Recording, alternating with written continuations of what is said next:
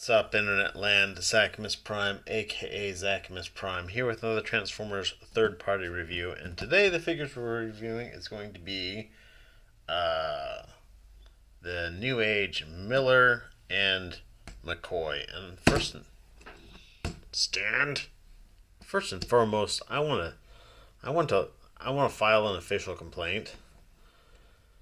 They're like, yeah, let's use the name McCoy and not use it on the medic. It's like, wait a second, wait a second, wait a second, wait a second. Why would you not? why? Why? It doesn't make any sense. McCoy is like the name of one of the most famous medics in all of ever. I don't know. I don't get it. I don't understand. But whatever. That's the decision they made. But yeah, so these are their legend scale Ironhide and Ratchet, and oh my gosh, like these figures just look great. This very much goes into heel support on them is not that great, unfortunately. But this very much goes into what I like to say about these figures being legend scale masterpiece figures. Like, these figures are basically perfect. They're amazing. Except for they could probably use some better heel support. But if you lean them forward a bit when you pose them, it's not so bad. But yeah, they look the part, they feel the part, they transform the part, they pose the part. These figures are just astounding. But anyhow, let's get into accessories on them. So, McCoy comes with these accessories right here, which is one of his little vacuum cleaner bits here. He comes with a gun, and he comes with two sets of hands, a set of pointing fingers, and a set of open palms. And this is definitely all 100% mine, so I'm going to clip them off. We're going to throw them on. One thing that I'm curious about is, why did they make these hands black instead of making them gray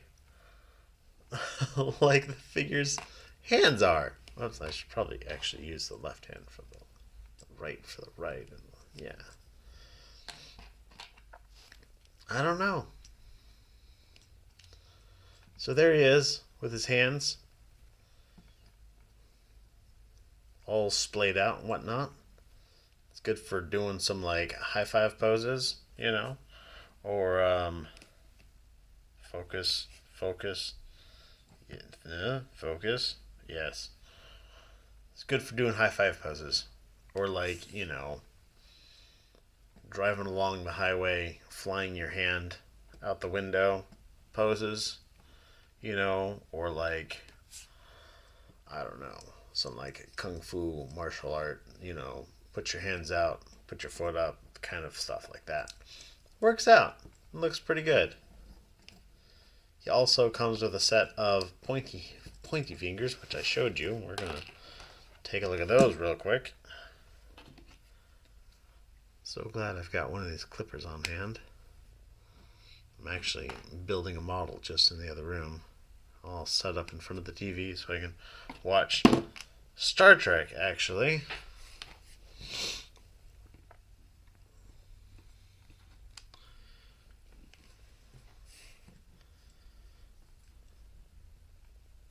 Alright, so now he's got pointy fingers. So now he can do like finger guns at somebody. He'd be like, yeah! Or he can just like point somebody down, be like, objection! Or he can like, I don't know, lots of different pointy finger hands or poses. Put his fist back on, because I'm going to also show off his handgun. Go like so. Oh, while I'm at it, when I show off his little Hoover accessory. Go like so. So now he can Hoover somebody with this hand. He can blow somebody into dust with his gun and then vacuum it up. That's the reason for this right here. Yeah, I'm sure that's it. Now, I keep wanting to call this guy McCoy. Miller comes with the same set of open hands and the same set of pointy hands, though these actually more or less match his hands. I'm noticing that they're an almost imperceptibly different shade of red. And then he comes with a couple extra things. He comes with a red head. It's all the same sculpt, all the same paint details and whatnot. It's just in red instead of white. So you can swap it out. That's just on a ball joint here. Yank that. I don't feel like yanking it. You'd yank it off and put it back on. So red head. He comes with the same pistol that Ironhide comes with, and he comes with the same Hoover accessory that Ironhide comes with. And then he also comes with this little thing, which is some sort of medical doohickey, I'm assuming. Pop his hand off, attach that on. Now he can like laser scalpel somebody. And it's a good looking accessory. Got some silver paint on there. Some pretty nice details molded in. Hollowness for the sake of molding the parts or whatnot. But I like it. It's all good. In terms of posability, I'm just going to go with this guy because I've got him in hand already. His head is on a ball joint. Rotates all the way about. A little bit of wiggle. Looks up all the way. Like that's like neck breakingly looks up.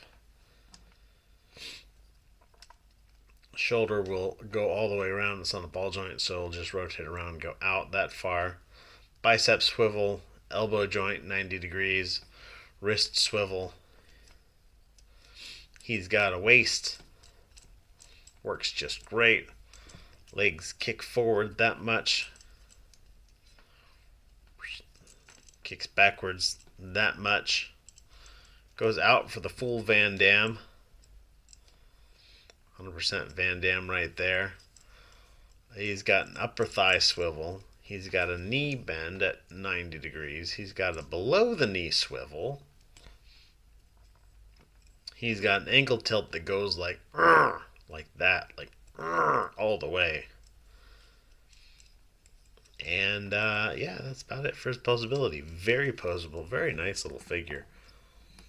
I'm thinking that my desk must not be completely level because I've never had any problems posing him, like, you know, on the other places I've posed them or whatnot. Very good figure. Everything's all the same on this one here. I'm gonna put his gray hands back on. All of his articulation and what is basically exactly the same because they are essentially the same figure, with the exception of the head.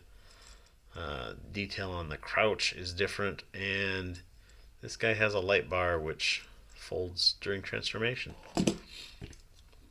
But speaking of transformation, actually I'm going to transform this other guy because he's got this one extra step. So I'm going to put Ironhide off to the side, and we're just going to focus on this guy for a while, and the white shows up really well.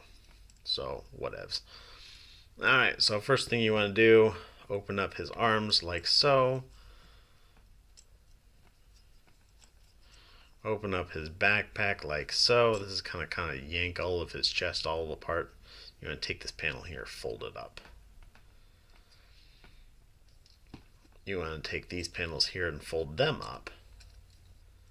And then you're going to start to straighten out this part, and you'll fold these in like so. And while you do that, this little tab right here, this little slot, is going to line up. Focus, grasshopper.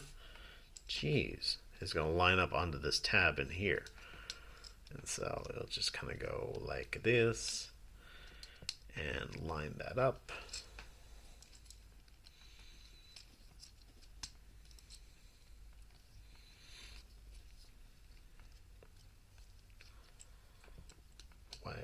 go. That's all lined up. His head is just going to kind of go straight down like that. And you'll kind of start to move this into position, start to move his legs out of the way. You have to move that out of the way before you can put these wheels down. These wheels will basically kind of stop that into place. Now what you want to do is you want to take his leg and rotate it at the knee. You're going to open up this panel here, fold this out.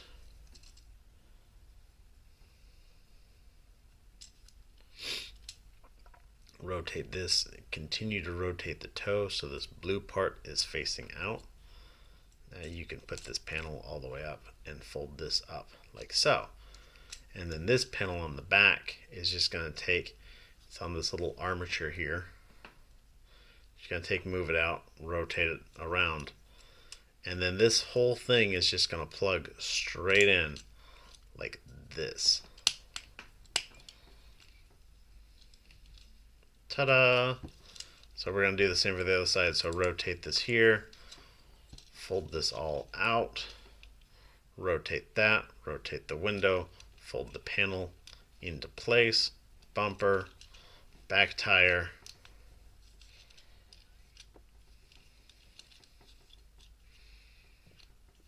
and just slot it into place. Fold that. This is the only step that's new, that's different for, is that a molding difference? Nope. It's the only step that's different for this guy is you're going to take this light bar and it just rotates into place like that. And there it is in the vehicle mode. And oh my gosh, this is just amazing. It's a really, really good looking van. There's no loose parts. There's no leftover parts. You can actually take the gun while you're transforming it. Or maybe it's the Hoover. Maybe the gun, yeah. The gun fits in his crouch. Let's do this real quick. I haven't actually stored it because I'm like, yeah, I've got, A, I'm generally displaying it in robot mode, and B, I've got like baggies for holding parts. That being said, I do appreciate some weapon storage, but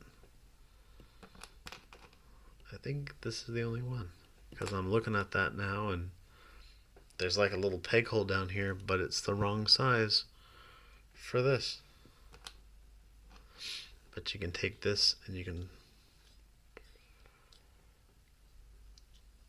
oh, it's not the wrong size for that. It's not the way it goes. That's weird. That's the way it goes. That's weird. That's the weirdest gun placement I think I've ever seen in my life. So, yeah, gun storage in vehicle mode, pointing straight down. So as he's driving along the highway, he can just like blast furrows into the road to throw off the Deceptic creeps behind him. One thing I didn't do that I like to do with Legends figures, because I don't usually care about scale all that much, but with as many third-party Legends as I have, I kind of got to pay attention to it at least a little bit. Here he is with the DX9 Dutch. Here he is with the Newage. Oh no, this is Magic Square. This is Magic Square is a slightly bigger scale than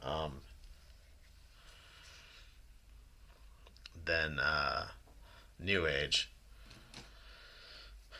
but I don't know, it's okay.